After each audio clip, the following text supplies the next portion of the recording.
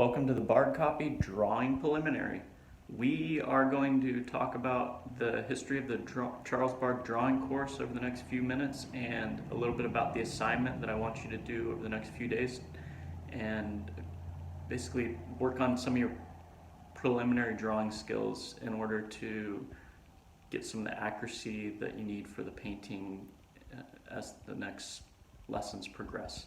So basically, the Charles Bargue Drawing Course is a course of around 200 of these beautifully rendered Greco-Roman type statues and plaster casts, along with Renaissance drawings, Baroque drawings, and 19th century drawings that are copied as well in lithograph form in full value.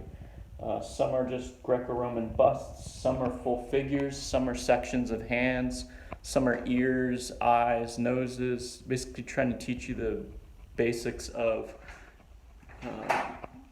the block-in, which is this step right here, and then transferring to some of these fine contours, and finally the full value rendering that you see here. This is a full-scale plate that I printed out on a really nice printer, and this is roughly the same color paper as the original, and then this is the copy that I did with charcoal and Conte crayon, compressed charcoal, and these are some marks that I was doing to try to figure out the layering of some of the different types of vine charcoal, willow charcoal, etc.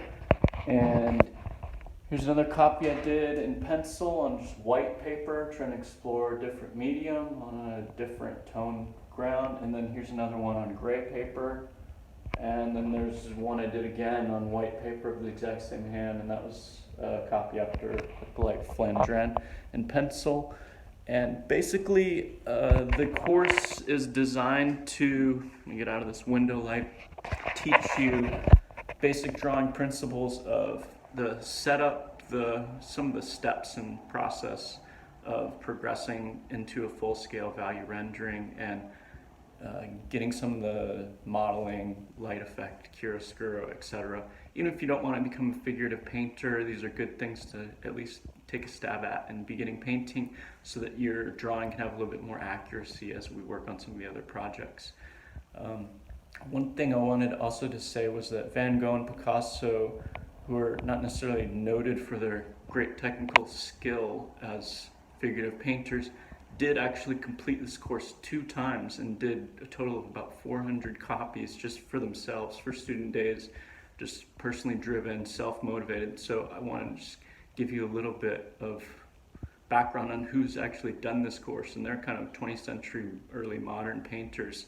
And they obviously developed into something much different than an academic figurative painter, but some of the things that they can learn in this are a little bit more universal than you might think. And this one plate that we're going to work on over the next few days or so is this ear plate. And let's get started a little bit talking about the materials. Basically, you need a pencil, a kneaded eraser, this printout of the ear plate on 11 by 17 paper, a blank sheet of paper, and some string to make some plumb lines. And also, you need a station to work at. My wall is really bumpy, so I can't really work on that. If you have a smooth wall, you can work on that, but that's not going to work, obviously, for this accurate drawing. So what I had to do was put this piece of masonite, and I drilled 2 screws at the top to hold it in with a tiny bit of a gap so that I could put these clips in. And then I put a piece of wood level with some more screws in to hold this piece of masonite on the wall smoothly. And then here's some smooth paper, so now I am ready to work. If you have an easel or something like that, that would work fine as well. Just make sure that it's upright so that you are looking directly at at the drawing without tilting up or down. So let me reset up the camera and show you how to set this up. Alright, so let me show you how to set this up. Basically, I want you to take the plate and place it right at eye level. So I'm going to work on these drawings first. I want them at eye level so that you're standing, and I'm just going to tape that up there smoothly. And then here's my blank piece of paper. Tape it right next to it.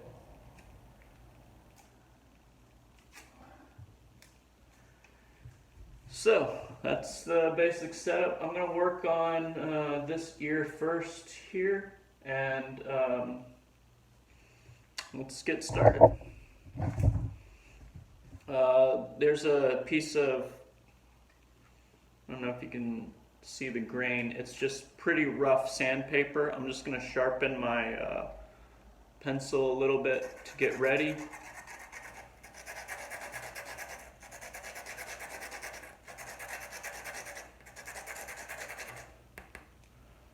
It's pretty sharp, good enough. And here's my string. Take off a piece here. So this is a plumb line. Anytime that you want to try to line something up, visually you can do this, but if you actually have a piece of string, you can do it a little bit more effectively. I'll show you a little bit more how it works. Here's my kneaded eraser. I'll just take off a little piece of this here, and let's get started. Move this camera a little bit closer. Alright, so this ear here, I'm going to start out and get the overall proportion. I'm just doing this by eye. I can double check it this way. Looks like I got that a little bit high. That one's close. At the beginning, this basically is the overall space in which this ear drawing will encompass, the notional space. It's just called notional space because you're making a notion within which you're going to do a drawing. So the notional space box is basically a box that encompasses the entire drawing. That's looking good. And then the other boundary, the farthest one to the left is there. The farthest one to the right is here. I'm gonna estimate it, and then I can, if I want to, take a measurement. So that is the overall notional space box within which this drawing will sit. And these sharp angles I want to reproduce exactly, so I want to be as precise as I can, trying to get these sharp angles and get the exact proportion of all of these angles in relationship to one another. I'm going to take a short break and then show you a little bit of the progress in about 20 minutes or so.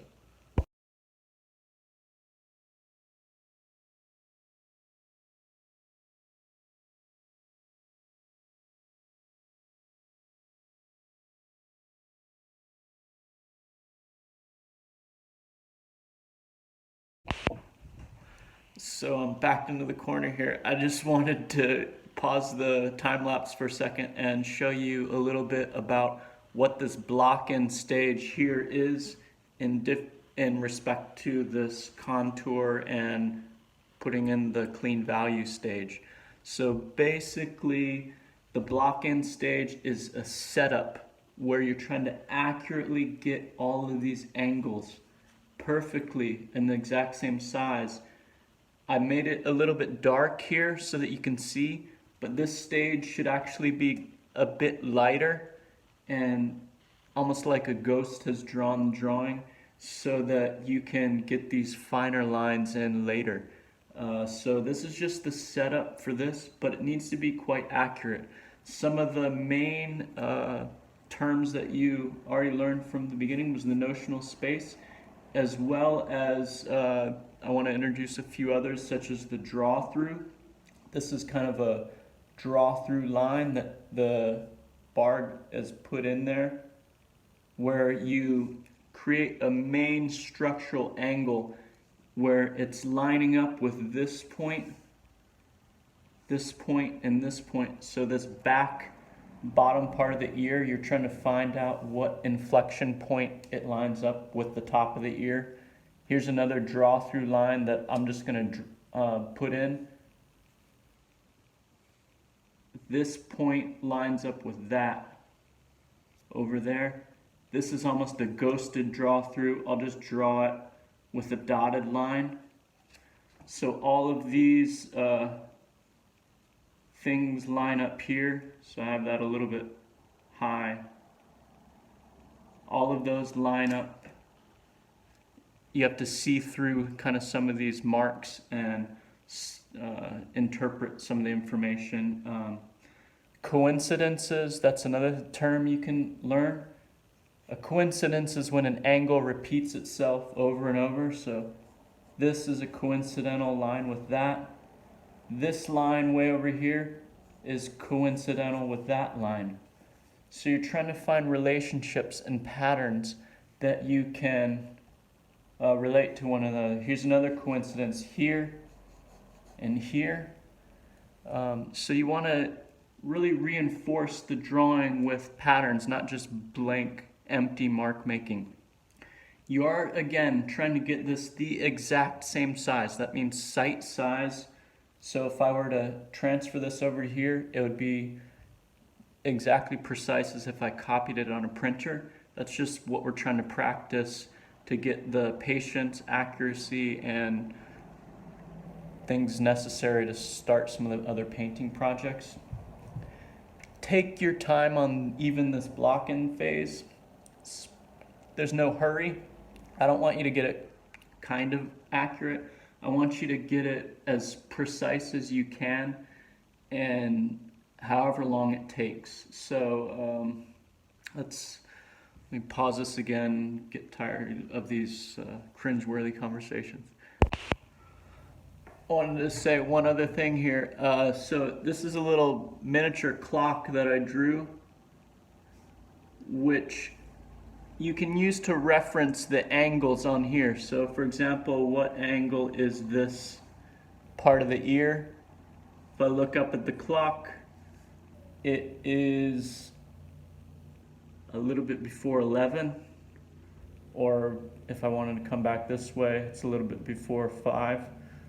So you can try to precisely get these angles by, theoretically, you can think of them as dials on a clock, and what time is each angle. If you're just a beginner, these are some helpful tips to try to accurately assess these angles.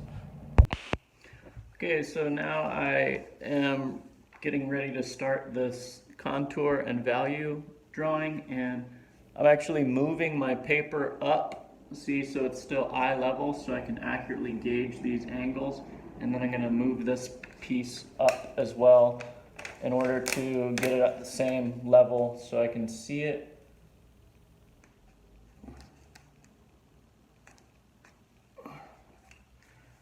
Let me also reinforce again that here I just blocked in this whole thing again in order to get started here. So basically I had to do this twice.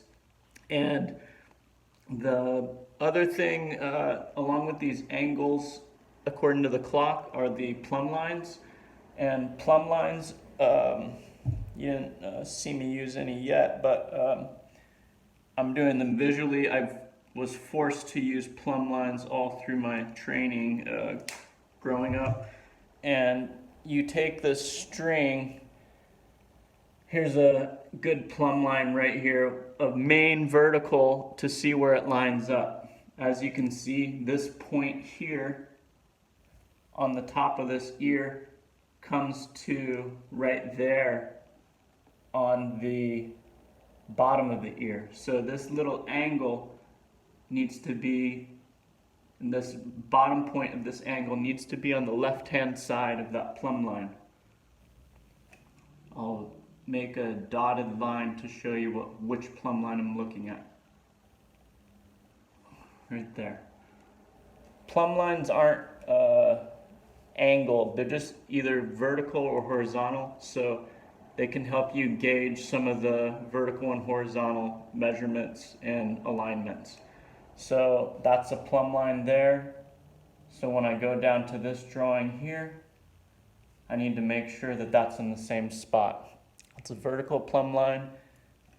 These are coincidental this is a draw through line where I'm just trying to connect points through an axis. Coincidental lines that I'm trying to refine here. You're going to find that as you do this contour drawing, that this initial block in is going to be a really good guide, because if you didn't have it, you'd be like, how the heck did he get all these coincidences? It's just because the better you get at structure and training and learning drawing skills, you can start seeing those things quicker and easier. And let me pause this again so I'm not just rambling on, and we'll do another time lapse, and I'll try to resolve this a little bit more to get some of the fineness of the contour and go on to the next stage.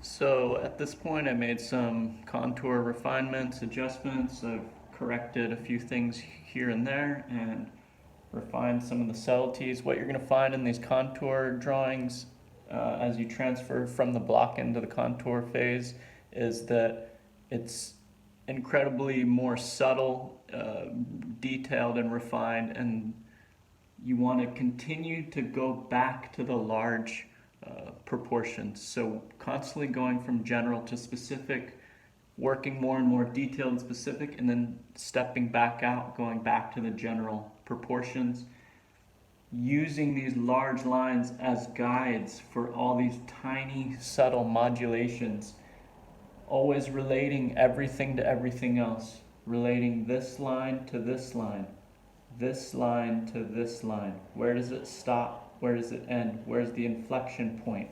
The inflection point is basically a slight change in angle. This angle here comes to a point here and then inflects down. Where does that relate to this line here? So keep refining, keep working through it, and I haven't put any value in yet, but I will get to this value phase shortly. But I'm just trying to keep refining the lines right now. And let me pause this again and keep going.